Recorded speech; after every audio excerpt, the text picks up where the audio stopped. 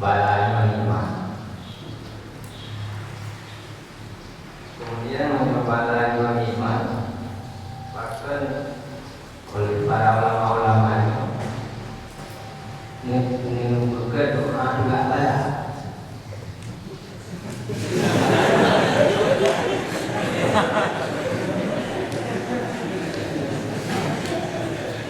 Nyoba doa bala sama artinya bulan nikmat.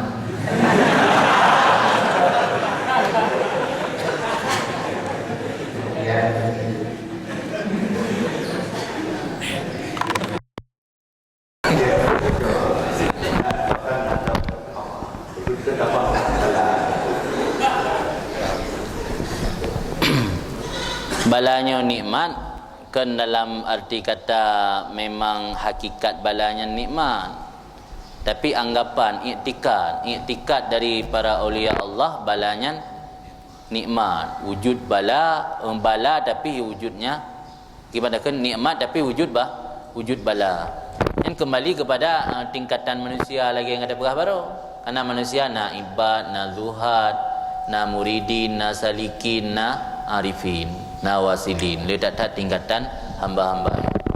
Jadi doa Allahumma dafa' bala yang kururung yang makam ibad, kururung yang mentang makam yang sebagai hamba, yang dalam bentuk makam arifin. Karena pakan gepegat dafa' balayan malah dalam hadis asadaqatu tadfa'ul bala. Karena miyuhana wihwu tanya yang dalam truk makam arifin wate tak hadapi musibah lagi kan haid tak kontrol ate wihwu lam wihwuhnya sehingga menjauhkan dayohan haid tak ibadat kerana dia mendan terikat dengan ibadat zahir. Jadi hanjit tak umum hanjit tak apa generalisil ke general takun kata lah long generalisasi hanjit tak umum jatayan.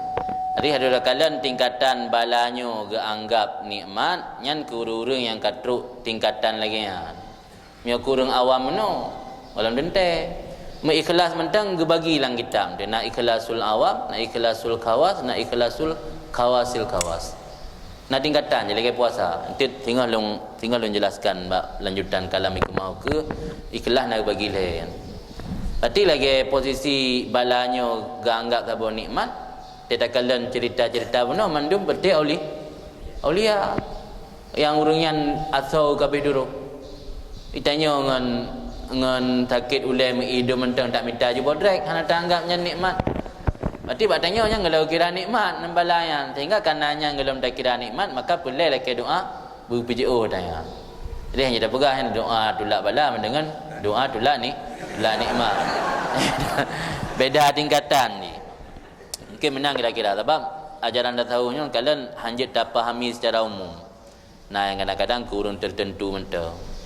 Lagi benar kan nah kata-kata Ibnu Abbad iaitu yang tingat long urang yang gebi bencana yang urang ka salaka bihi maslakal khawasil mukarrabin. Urang yang kau bertempuh li Allah bak jalan tempuh urang-urang khusus, urang-urang istimewa yang tahu Allah Taala. Tim dia tanya kalau urang jak bak jalan khusus mentang urang jak bak jalan umum kan jalan khusus. Jadi kan ada yang mentang bak jalan umum jadi balanya ya bala kan nikmat. Kira-kira benar ya. Nalah. Kira